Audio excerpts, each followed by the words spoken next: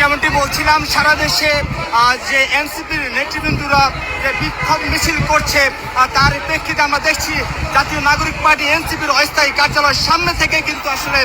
তাদের এই মশাল মিছিলটি কিন্তু শুরু হয়েছে এবং এই মশাল মিছিলটিকে নিয়ে কিন্তু তারা শাহবাগের দিকে অগ্রসর হচ্ছে। এবং আমরা দেখছি যে হবিগঞ্জে কেন্দ্রীয় নেতৃবৃন্দদের উপরে যে হামলা এবং এনসিপির একজন নেতার চোখ উপড়ে নেওয়া, তার প্রতিবাদে কিন্তু তাদের এই মশাল মিছিলটি ইতিমধ্যে কেন্দ্রীয় কার্যালয়ের সামনে থেকে কিন্তু শাহবাগের দিকে অগ্রসর হচ্ছে।